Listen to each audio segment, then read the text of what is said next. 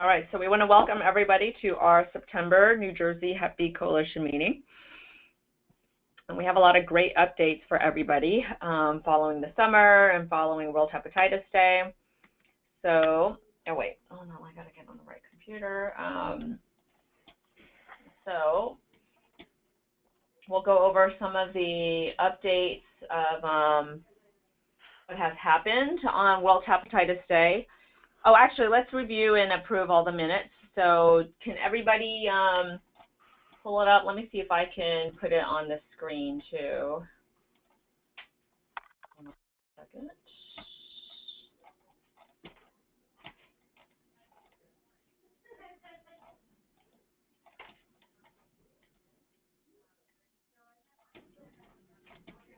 All right, so let me share my screen.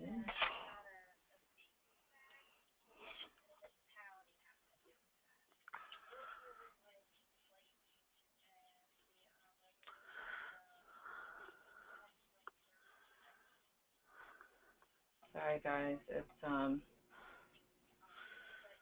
anyway, if do you guys have, I think it's in Ruth's last email from yesterday or today about the meeting, and it's attached to that. For some reason yes. I have it, yeah. I'm trying to figure out why it won't let me share my Word screen, my Word.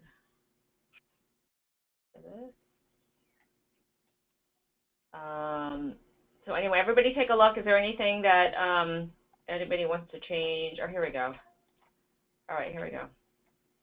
Huh. Okay, so now you guys see it. Oh, actually, a change could be Allison, her last name is Portney, not Courtney. Oh, okay. Thank you. No problem. So Portney. Okay. Portney. Okay.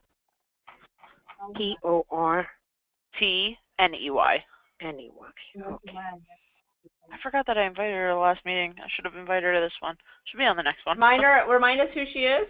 So she is working with us, and she was hired as someone to work on the perinatal program as well as other vaccine preventable disease. She's an epidemiologist with us. Oh, great. Okay. Yeah.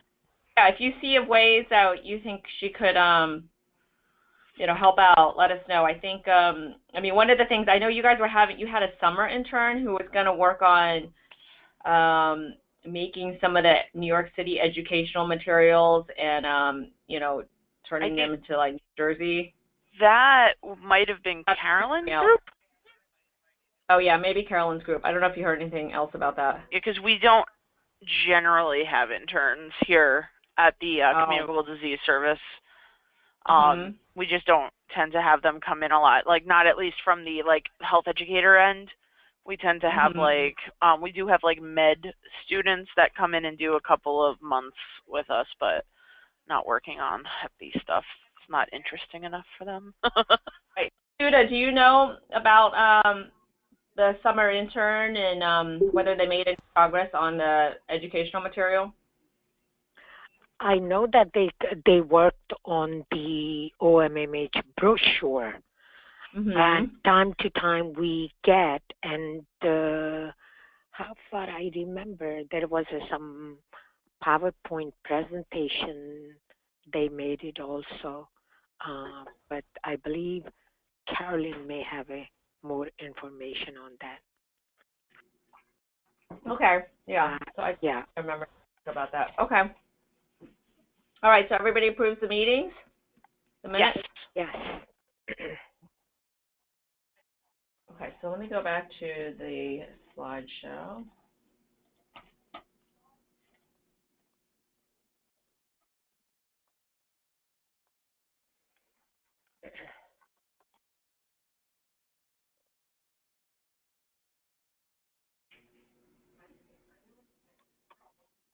All right, guys, I don't know, did I accidentally close that?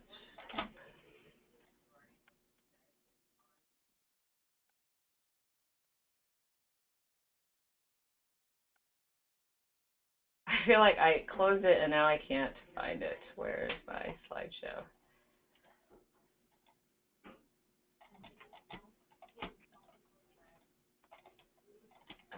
I see it. I don't think you guys see it.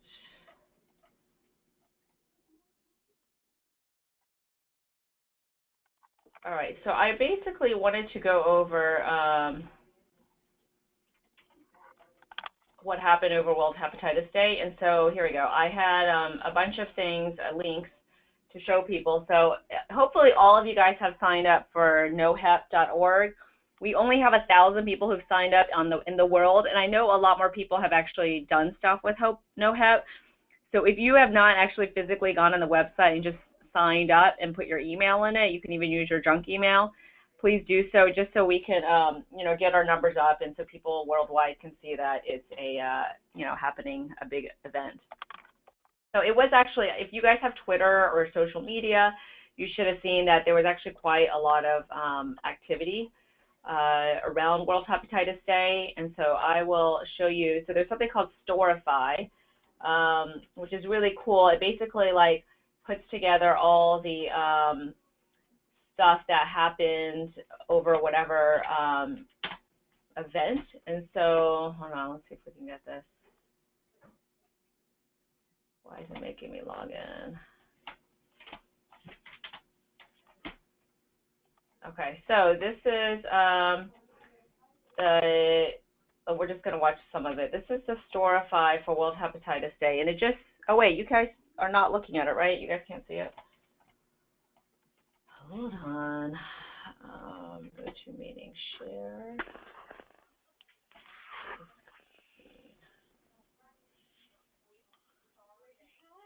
So can you guys all click on that link? Is it a live link? Because if you can click on it, then I don't need to. Now it's not on there. No, it's not coming up. Allison just joined us. Oh, that was fast. Yeah, she sits literally right catty corner to me, so I was like, I'm so sorry, I forgot to invite you. I'll get her on the list. I'll send her email to everybody. Yeah, that's the best way to do it, definitely. Yeah, because if we have her on the Google list, then you don't have to worry about inviting her. Perfect, thank you. Which is good because I will not remember because I'm terrible. All right, so this is the Storify. Okay, so you're going to see, basically it collects every, for an event that you have, it will collect everything that people have tweeted, and you can just kind of see, so this is really cool just to see what happened around the world. And they actually make it into a video. Let me see if I can find it. But it has stuff from CDC and just all around the world, what people did. And people were really creative with using the NoHep stuff. So it's neat to see. They had Jackie Chan did a little video. People, actually made their own gear with the NoHep logos. They used a lot of infographics. This is the summit where you guys had a little photo booth. And this is just some of the other things that people did. You can see their stuff in different languages. Those are the bracelets that we got. So this is a picture of the Hep B United Summit, which Jill will talk to us a little bit more about. So people were very clever. This is in Piccadilly Square, where they had this big event. They actually have, you can see in the background, they have a huge, electronic billboard that talked about World Hepatitis Day that day. And that's Raquel Peck. She's the CEO of World Hepatitis Day. So they did a die-in, where they talked about all the people who die from hepatitis. So pretty neat, and made us think, oh, we should really get some more things. You can tell people did these little cute little Facebook frames with the NoHep logo. So it's inspiring, and you get they did, this is pictures that buildings where they did the colors in honor of hepatitis. So it's a very worldwide event. I'd say it definitely was a success. People definitely picked up on the NoHep, and we just want to continue that. So that was inspirational. And there actually is a NoHep video, too, about the elimination of hepatitis by 2030. So that's a very fun video to show, and we showed it at a recent meeting in New York this past week, and people thought it was a nice vision of what will happen. Okay, so let me go back to the slides.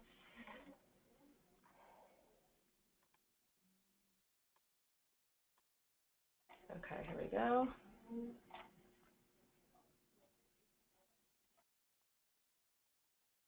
It's coming. It's doing ... to me. Oh, see you again.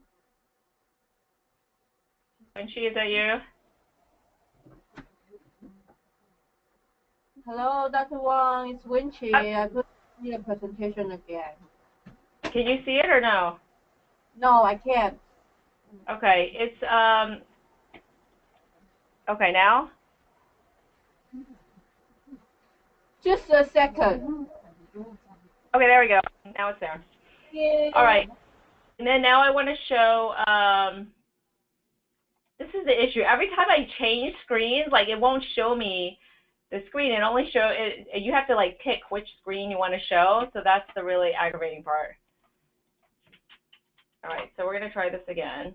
So this is what we did kind of on behalf of our own, you know, New Jersey, we kind of want to do something for World Hepatitis Day on behalf of our whole coalition, and we haven't really been able to. So this year was our first year we've been able to do something. And so we want to make sure everybody in the coalition can see what we did. And let's go back to this.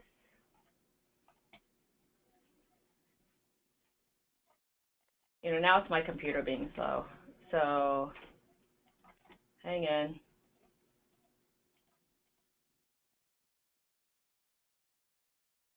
I think maybe I have too many windows open.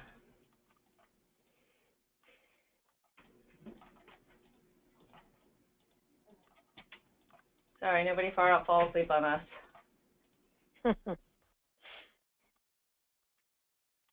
So I was just told that we're having a delegate of individuals from Korea come and visit us here at the State Health Department. So I think we're going to give a talk to them in October, just as a really? FYI. How did that come about? I don't know. I don't really know why they're coming, but I just got told, so I put it on my calendar. So if there's anything that I should share, you guys let me know. It's the Hep B Coalition. Yeah. I will give you some of our stats from our grant. They have stats. You guys can use. That'd be awesome. All right, here we go. We're good. All right, so let me play this video.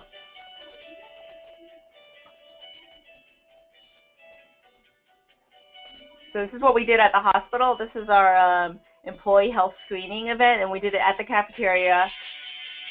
And all the folks who helped us, Ruth and her daughter. That's Justin, the young kid in the t-shirt. This was the OCA event, the National Convention. And we did quite a number of screenings there also. That's Justin.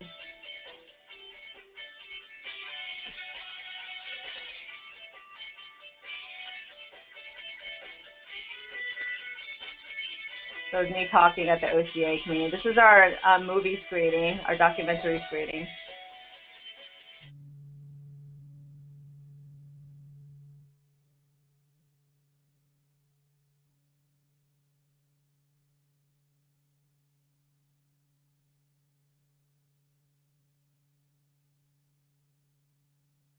That's pretty cool, right? It's nice that we had like two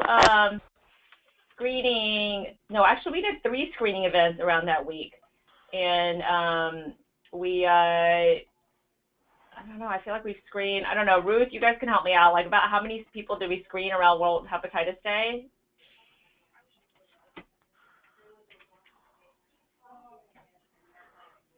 Hello? Any? We screen 30, and then we also have the other event screen 36. So the total is 66. 66 people for just that week, for 3 weeks, for 3 events that week. So, you know, I think we did pretty good. And you know, I don't know if any other folks around the state did events, but that's something, you know, we'd love to hear about. If they did, we could also, you know, put stuff on our website. So my thing is, of course, stuck again trying to share the slides. But I'm going to turn it over to Jill to talk a little bit about the Hep United Summit, which happened at the end of July. It was right around World Hepatitis Day, which is July 28th. And she and Ruth actually went down to DC for the event. And they had a lot of great talks. And I encourage anybody to look at the website because they put all the presentations on the website. So I've looked at the slides and they're all really good. And I learned a lot actually. And so, that'd be great for Jill. You can actually talk to us about what the event was like. Sure. So, you guys can hear me, right? Yep. All right, perfect. I unmuted my phone. So, the event was, it was really good. It was kind of a quick turnaround for me. It was a little hard to travel, but I was really happy that I could make it. So essentially, we had some really great talks from various partners, whether that be, Gilead came in and screened their Be About It movie. It was a documentary. I don't know if you guys have heard about it.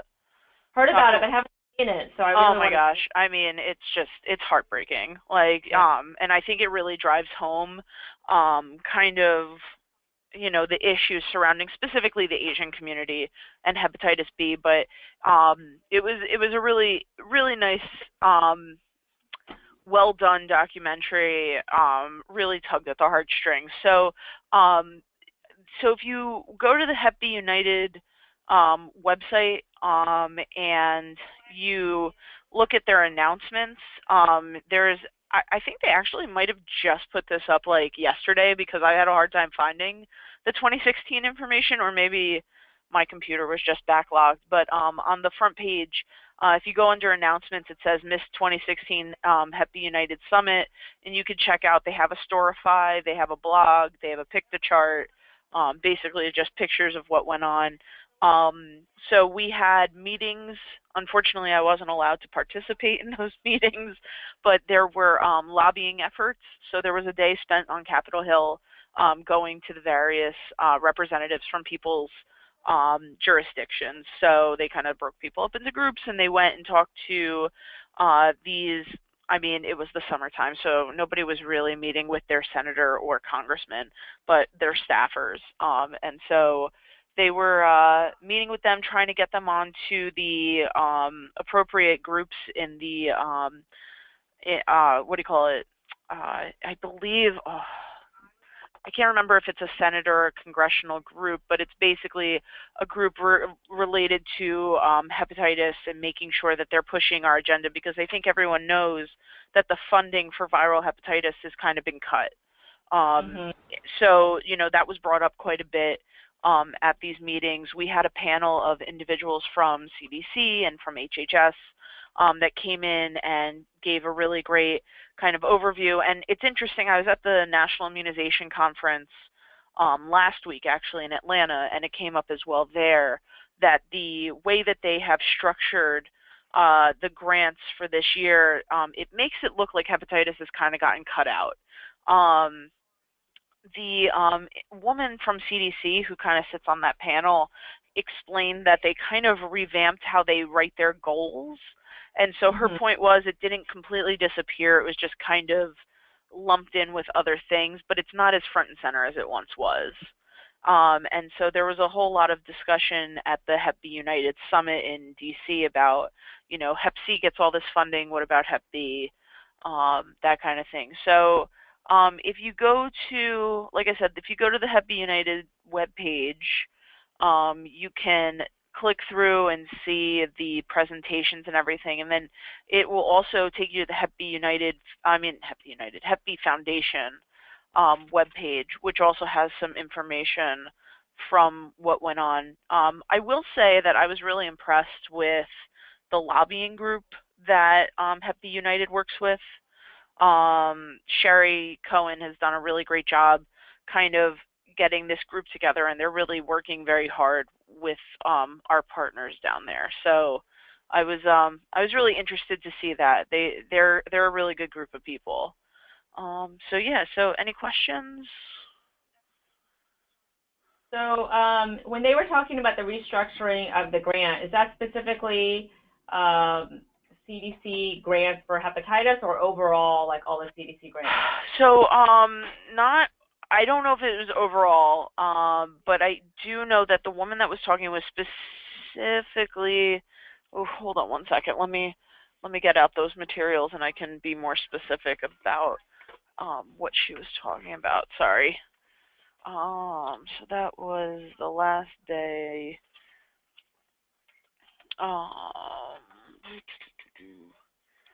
The last day was Thursday, so I was sorry. No, it's fine. I got the website up, so everybody perfect. can see pages. So you can see Brian McMahon, who's a well-known physician in the realm of hepatitis, did a talk about the state of Hep B in the world, and all you have to do is click on it, and you can see all his slides. And he actually did a really good job talking about the global burden of B and C. His expertise is actually in Hep B, which is great. And he talked about vaccine coverage. He talked about birth dose issues. Issue of like combo doses are often an issue actually, because then people don't do the birth dose. That was in there. So yeah, this is worth like kind of spending some time on just to get updated. He talks about the WHO guidelines for Hep B drugs. I mean, it's actually fairly clinical, but it's good for overall perspective too. So, and then there was the Hep B United campaign, which Cynthia was talking about. I don't know, is that who you were talking to? Not Cynthia. It was actually Nicole Smith. She's a PhD. She's the associate director of the policy office in the Division of Viral Hepatitis. Right. And she actually was on the panel at the Hep B United Summit as well. Yes. So she's fairly new to the World Hepatitis, but she has been in CDC forever, and so she knows how CDC works. And she's become the policy person in the Division of Viral Hepatitis. So, okay, well, good. I'm glad you got to talk to her. So this is their updates on the coalition. You can see they included pictures from our events. So it's kind of cool to see like what other coalitions were doing, Philly, New York. And so this is kind of, even though, for those of us who didn't go, this is a nice way to see what was doing. So Moon Chen, who also has a grant with us, with the same CDC grant. He's a big data person. Let's see who else was there. Yeah, I don't know. Any takeaways that you feel like, and stuff that you heard from other coalitions that you think would be good for us to think about? So, I mean, there were a couple of, in Hawaii, Thaddeus is working on something similar to, who was it, that was doing a more kind of robust, like, getting people, to and from like appointments and linkage to care. He might be a good person to reach out to, as well as I'm trying to remember the jurisdiction. I don't know if it was in like the Midwest. I'm trying to remember. I'll figure it out. It's just there's too many things happening at once. But I also I also wanted to mention that at the National Immunization Conference, the perinatal Hep B coordinator did kind of give a shout out to programs working with their local coalitions, and specifically mentioned, how we've been working together as kind of a best practice. So I think that speaks, to us doing good things. Wow. So you guys had told them about the work that we've been doing? Yep. Yeah, we had our technical site visit. So our technical site visit is every year in the vaccine preventable disease group. We're, our grants all come from CDC under a cooperative agreement. So we get audited every year. And so at our site visit, we talked about, how we work together and how we're trying to come up with new and innovative ways to identify and link to care people with Hep B.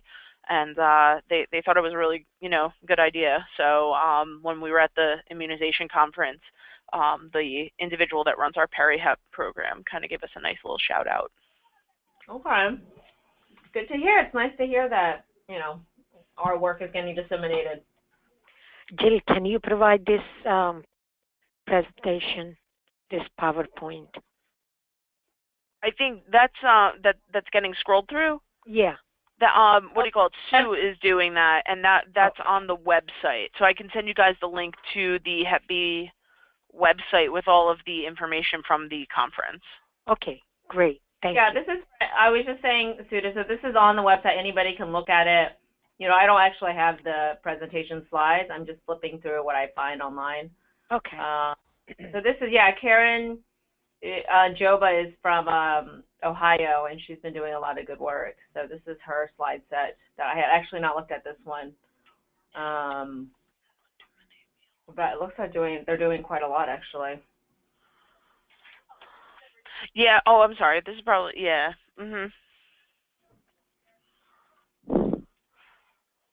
Yeah. There So are so many things happening. I can also send the link to the Be About It documentary.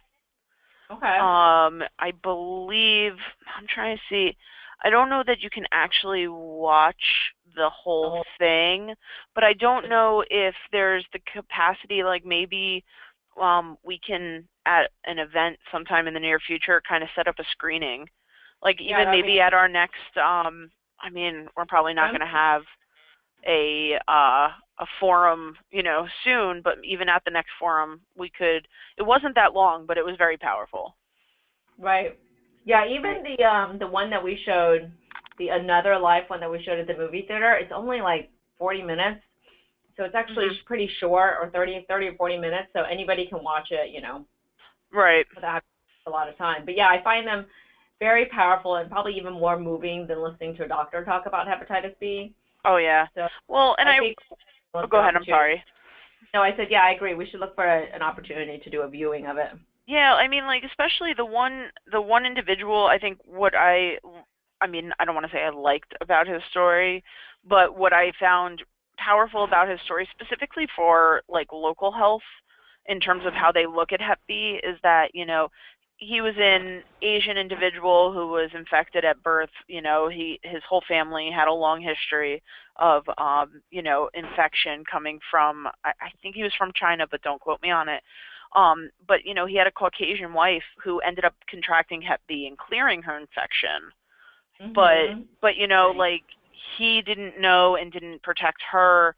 She, you know, could have been made aware and got vaccinated, you know, all of that. So I think, you know, it kind of shows that process and that like how it progresses and how she could have become chronic, you know, and she was, you know, it was good that she didn't, but I think those types of things are important too. Right. Yeah, I think that right, because then you start thinking of all the kind of ramifications and yeah, I think the household, that's a good way to increase awareness of household contacts too. Right, right. We're never doing, you know, entirely enough of. So, you know, it's easy to kind of deal with the people that are right in front of you, but then, you know, it's dealing with, you know, not just the sexual partners, but, you know, the kids that live in the house and the, you know, family members and, you know, all of that. Yep. Yeah, definitely. Yeah, so let's plan on doing that. So, and that kind of goes to, let me just see if that's kind of next for us to talk about the coalition. Okay, so this is just a picture of the screening events, which you kind of saw in the video, and our movie event. And then this is the Hep B United Summit. So here's the link to all the presentations, and they had a Storify, as Jill mentioned. Okay. There are actually quite a number of people who were tweeting about it during it. I wasn't there, but I was watching it kind of on Twitter and social media. So, okay, so now we're gonna transition. I'm gonna go into a CDC grant update to talk about our CDC grant that we have to screen foreign-born individuals in New Jersey, and it's actually a collaboration with New York also, but I'll just be focusing on the data so far for New Jersey. So this slide shows you our geographic distribution of the people that we've tested so far. So our grant is a 3-year grant. We're finishing up the second year. We screened 400 people the first year, 500 the second year, and then our goal will be to screen 600 the next year. And this is in total. The grant goals for the entire collaboration is 1,000 every year. So we will have screened 3,000 people by the end of the third year between New York City and New Jersey. So this is just a geographic distribution, so you can see kind of where the spread is in the state. And obviously, because of where we're located, most of the draw is from northern New Jersey. But you can see that there are people actually from New York, Pennsylvania, and southern Pennsylvania, Philly, who have somehow made it to our screening events. So it just shows you there's actually quite a wide draw when you offer free screening. And a lot of it is because we're reaching a lot of people who don't have insurance and who are more at risk because of that. So I'm going to go through some of the data. So this is as of July, so this is not complete because we've since done screenings since we put together this data. So we kind of recruit people from 3 different avenues. So we have a lot of events in the community. We do health fairs, whatever Barnabas is doing, kind of showing up in communities. If they think it's going to be a diverse population, they'll have us there also. And if it's an event where we can do screening, we'll do screening. And so that composes like 60% of our screenings come from that. About a third are coming from the office. And then we have another 8% or so who are coming in through the coupon. So either they call or they walk in. They've seen the coupon either at the health fair or online or in the newspaper. And so some of that is the coupon method. So in terms of demographics, it's 64% Asian. We have another big group of unknown, I guess people not writing down what they are, 11% who are Black or African, and 8% white. The majority are female, which if you look through a lot of literature on health screenings, that's pretty consistent with other screening data. And then when we looked at our results, we have 4% that are infected, so it's like 10 times what the national prevalence rate is. And about a third, so 35%, are found to be non-immune. So this is, these are people who are often at risk because they're with other individuals who, are from their country. And so we've always kind of thought that this is a big point of a screening. Like the CDC actually only requires us to do the surface antigen to document infection, but I think most of the other sites are also doing antibody because we feel like if you're going to screen somebody, you should also be able to tell them if they're susceptible to it. So we find that quite a bit of the adults are susceptible, and so CDC actually gave us additional money from their immunization or the vaccine department, so not from the viral hepatitis group, for vaccinating these high-risk individuals. So we can't use the money to vaccinate everybody, unfortunately, but for anybody who lives with somebody who has Hep B or is a household contact, we can use the money to vaccinate those people. And that's why we're trying to do this Department of Health collaboration, because we feel like the health departments all know who the positive individuals are. So, and then a little more than half are immune. So if we kind of look at subgroup analysis, you can tell that the infection rate is actually a lot higher when you're looking at just people from certain countries. So for those who are from China, 11% of individuals are infected. Of all those, we screened from China. And then from Taiwan, it was pretty high too. It was 8% of all those we screened from Taiwan. So these are, a lot higher than the overall 4%. And then the other folks that were positive were from the U.S., Ecuador, Ghana, and Peru. Just to show you, it's definitely not just an Asian thing. We did one screening in an African church. And then some of our screening in the hospital actually we've had a lot of Latinos at those screening events. All right, so next, any questions about that before I move to the next slide? All right, so a big component of this grant is the linkage to care part. So CDC has done other community screening events on Hep B in the past, but they hadn't focused on the linkage to care as much. So that's a real big thing that they're trying to track with our grant, is how many infected people can we get into care.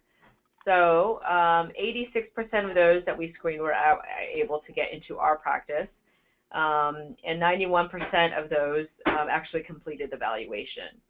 So some of the limitations are that some folks don't have insurance, or they are going to see another practitioner, or they're actually going back to Asia, so Taiwan, or trying to get their health care.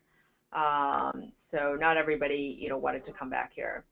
So, and of those that we did see, 19% required medication. So that just shows you that we are screening people who actually have active Hep B and are not necessarily, the low-risk carriers. So we are finding people who show signs of inflammation and need to be on treatment.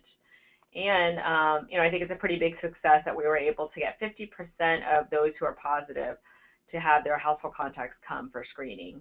So, and this is a lot of work that Wenxi did to try to actually contact the patients and make sure that they tell all their family members and get their family members to come. And this is not as easy to do as we had hoped. And actually, one of the other sites in the grant in California had a really hard time getting household contacts at all to get screened. So they actually decided this year they didn't want the extra money. And so the other two sites have actually split the extra money for household contact screening. All right, so and then looking at what people's insurance status is, we had, and I think this is actually going to be pretty different from what our New York counterparts have. We had like almost half, like 44% of people do have private health insurance, which means that, for the most part, care should not be an issue, or even vaccination should not be an issue. But as we know, a lot of like Asian socioeconomic trends are kind of a bimodal pattern. You have, a big pocket of Asians who are, well insured and fairly educated and do well, but we have another pocket or peak of Asians who are not necessarily educated, may not speak English, and may not have insurance, and are actually have a high poverty rate. So you can kind of see we had a 13% who said they had no insurance, probably even more. Some of them may have just said they didn't know or didn't want to report it. And then 12% and 9%, 12% with Medicaid and 9% with Medicare. So what's interesting is of those who were insured, not everybody has a PCP. So only 65% of those insured said they had a PCP. So there's definitely room for a big opportunity to make sure those who do have insurance actually use their insurance and actually say that, be able to say that they have a PCP. And we don't have this stat, but one of the other stats we've looked at is of those people with a PCP who says that they've been screened for Hep B before. And I think when we looked at that number, it was some number pretty low. It was like 20% of people said that their PCP had screened them before. So even for those who have doctors and are seeing them, there's still a reason to do healthcare screening because their doctor may not have screened them. So, and what was different this year, we really had to push for insurance enrollment. When she actually had organized several insurance enrollment events. And so when we looked at our data, we were able to get our number of uninsured Hep B patients down. So we had, as of the first year, we had 13 uninsured Hep B patients, positive patients, and we were able to help them, a lot of them get insurance. So it went down to 3. So that's a huge thing for somebody who has chronic disease, to actually be able to get care. So that's definitely a big win. Right. So, and lastly, this is kind of just looking at some of the other stuff we asked for in surveys.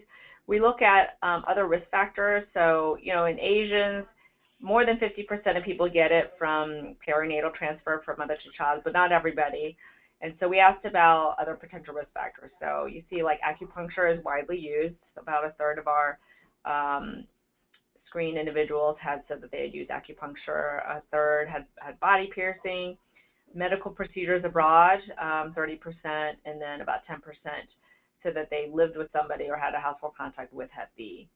So what was interesting, of the Asians, so 19% of those who responded who were Asian actually said they had a family member with Hep B. And that's pretty high if you think about it. And it makes you wonder if maybe having the family member with Hep B actually was a driving factor for them to get screened. So one of our other big pieces of our survey is a Hep B knowledge survey. And this really shows you there are huge gaps with what people know about hepatitis B. So only half know that Hep B causes cancer. So this is a point we need to just keep reiterating, that liver cancer is caused by Hep B. And it's something we kind of take for granted because we've been doing this for so long, but it's still something that a lot of people don't know. So about a fifth of people, 20%, believe that Hep B can be transmitted through food or sharing food. And this is definitely a myth we need to, make sure that we have to combat, because it leads to stigmatization of family members or, coworkers and such. So, and then 30%, this is pretty impressive to me, that a third of people don't know that you can prevent Hep B through the vaccine.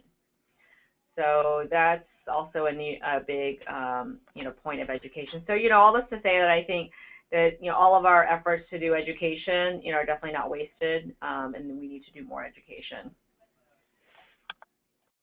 All right, so this is something I didn't want us to forget. The CDC is hosting a webinar. This is rescheduled. It was supposed to be in August, and they had to move it. So October 5th, they're going to have John Ward and Aaron Harris, who's actually our program director for our grant, talk about strategies for Hep B and C testing and linkage to care. So I hope some of us from the New Jersey Coalition can make it to this. So the link's actually below if you want to register for it. And then, when you register for it, it ends up on your calendar. They send you a reminder. So even if you're not 100% sure you can make it, I still encourage you to sign up for it so that you don't miss it. You can't make it. All right, so next, we only have a couple minutes left. So New Jersey update. So I figured we should really talk about, I know, we definitely want to have some sort of meeting again. Last year we had it in December, but I think we started planning it a lot earlier, probably right after when she got back from the summit.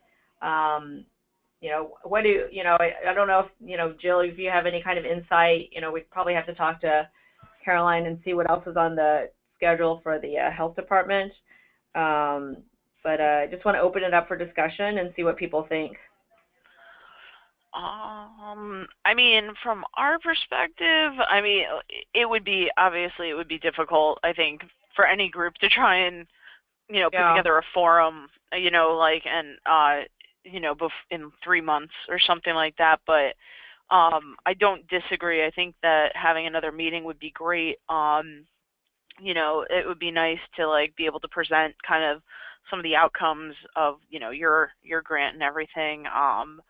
So I don't know if maybe 2016 will happen, but maybe we could pull for something in spring of 2017. Okay. Or even fall of 2017, and make it like a biannual event. Yeah. Yeah, I agree. So I think so. We could talk about this. We had talked about, was it with you, Jill? We had talked about making perinatal kind of the next big topic, maybe. I can't promise that we didn't talk about that, but I know that it's always on my mind, so I can't corroborate. But I would be happy to make that kind of thing. We're going to be pushing out some new materials and things like that, and trying to really, work on getting our birth dose rates up. We've been having, issues, and our immunization network, the Engine, you gave a talk at Engine, they're planning their grand rounds. And, unfortunately, some of the southern hospitals, the Barnabas Southern hospitals, came in pretty low in their numbers for their birth dose numbers. So we're trying to get our birth dose numbers up as much as possible. Yeah, that's interesting. So, right, in Ocean County, yeah. Trying to target the hospitals that have lower rates. They asked us our opinion, and so we wanted them to get the biggest bang for their buck. So, if we can maybe see a change based on those kind of targeted experiences with those hospitals, maybe we can see our birth dose numbers come up, and yeah, perinatal overall, we can definitely talk about. We could definitely put something together for sure. We should talk to so NJHA, hosted the last conference, and they actually had, at some point we were talking with them. Caroline was on it, and we were talking about perinatal, and they've been working with the consortiums about increasing birth dose, and they had a project in Elmer, New Jersey, where they went in, the nurses went in and actually kind of went alongside the other nurses and re-educated them, or really kind of trying to get into figure out what the issue was. Like what, that model seemed to really work. Like they had to get in there, besides just giving a talk, they had to actually spend some time kind of like interviewing, I think, and finding out what the barriers were. Right. So we might want to kind of work with them to find out if that's something we could replicate, Sure, yeah.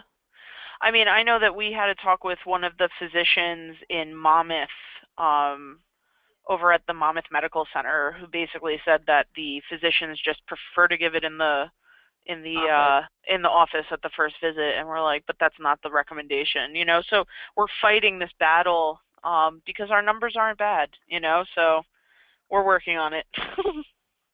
Our numbers are bad, right? Is that what you say? I'm sorry, our 3-dose completion numbers aren't bad. It's just our birth dose numbers are terrible, and they don't jive. So we're doing everything we can.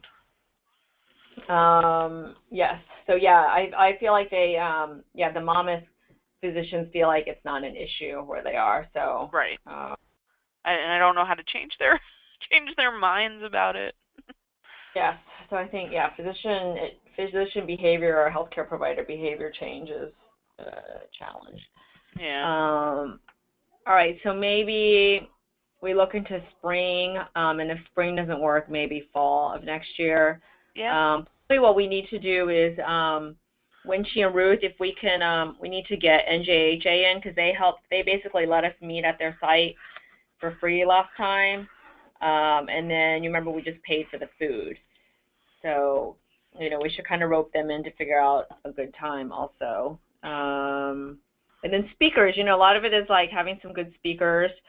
We had Tina Tan last year and Sherry came in. Mm-hmm. So you guys think about like who you think would be people you'd want to hear from. I think also there are some, there's several of the hospitals that have these Gilead focus grants. And one of the hospitals is doing Hep B, so we could have somebody from St. Joe's come and talk about how they're implementing like Hep B screening in the foreign-born and how they change their registration to document place of birth. So that would be somebody good to try to invite too. And is it Holy Name also is doing a Hep B thing? Well, they have a Gilead grant also, but for their Gilead grant, they're only doing HIV and Hep C. Gotcha. Okay. I couldn't remember off the top of my head. Sorry. Yeah, for some reason they decided not to do the Hep B in the ER, but they're already doing a lot of Hep B screening, in the community. Mm-hmm. It is Winchi. I just last year during the forum we're talking about a lot how we build up the community event, how we work with the community, and then so that's why we invite a lot of speakers that who work with the community more than the other place. So if we want to focusing on like different topics this year, for like you just mentioned, like working in the hospital for how to raise awareness in the hospital about Hep B, and then about the Gilead grant.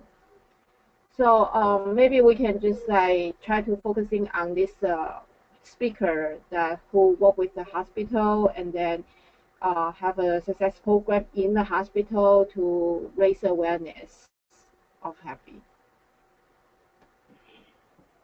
Okay, so who? Do you have any ideas? I think even though the Holy Name doesn't have the grant for the Hep B, but they do a very good job Hep B in the hospital. Yeah, that one we definitely. And then if we can just like invite the other people from the other state. I don't know if Philadelphia, do they have a very good hospital program that we can adopt? That's a good question. We can ask Sherry. Yeah, I know one of the Korean doctors comes out of Temple University, but I don't know. Like, yeah, I agree. So I think like Holy Name has really good leadership that's very supportive of the Hep B screening and community work they do. So yeah, Kyung-hee did a really good job talking about how to make it, how to survive as a hospital financially, but also do good community work that meets the needs of the people around. So if we also invite like New York, Pennsylvania, like Philadelphia, if they also have a good program that we can invite, that would be great to like have them to speak in the forum. So we already have like 3 speakers. And then also we want to play the film, right? Yep, and we would play the video too. Yeah, so we might have like a discussion after the video play and things like that. Is that possible that you can talk about the Happy Alliance? Oh yeah, the World Hepatitis Alliance, definitely. That one will be attractive because like it's not by working with the coalition, that it's a very good coalition in the worldwide. Yeah, I might be able to even get somebody from London to like do a Skype Cool. Yeah, so I think the spring should be okay, but remember April is not a good month because it's a minority group for the Department of Health, right? Which one are you talking about? The April month. April, April is a minority health month. So I remember the House in New Jersey that always have a big calendar event to celebrate that minority month. Minority health month, yes. So it's out. So March, I think March is a colon cancer awareness month. So I believe a lot of events going on in the hospital. Okay, so let's. I think we have to talk to people to figure out what date would work best. We'll try for, I guess. So we have to keep in mind that there is a lot of things happening in the spring. Yeah, so I mean like early spring, late winter, I guess. Late winter. Wenchi and I are just shaking our heads that we don't want to wait to the fall, since we had our last forum in December. And yeah, that was a while ago. Yeah, it was a while ago. And also, I like, when she was sharing with me your agenda from last year, the December, and I like the transition of going from a community focus to a physician/provider focus for this meeting to draw them in. Great. And perhaps we could think about addressing like comorbidity of, the different hepatitis, issues. Like a lot of, it might focus a lot on HIV, but HIV and HBV go together, HCV, HBV, and that might be something that might be attractive to them when they hear that. Yeah, actually, what we could do, because I think we should try to get Dr. Delator to speak, because he can talk about not only just the Gilead screening, but he, being a liver surgeon, can talk a lot about the clinical aspects of it, and just how he sees a lot of people who, he'd rather not have to operate on end-stage liver disease patients, and that would be a good draw for the clinicians. So Dr. Wang, maybe Wenchi and I just to explore dates with NJHA as a starting point. Yeah. I think that's the next step. All right, I just realized it's already after 2. So the other things actually we can table till the next meeting, but just you can read the bullet points. The National Academy of Science has a new updated report on elimination of viral hepatitis. We had this meeting, which I'm hoping that Kyung-hee can talk about next time. It was called Women in High Places meeting, actually WIHP. And it was about, just a lot of the women leaders and hepatitis B and C came. And then, unfortunately, the 2-shot vaccine was not approved by the FDA. So, I just think it's something good, for us to know. All right. Thanks, everybody, for making it. And we'll kind of work offline to kind of come up with some dates and talk about some other projects that we've discussed. So any other updates, I think, from DOH? No, not at this time. All right. Thanks, everybody. Thank you. Thank you. All right. Bye. Bye. Bye.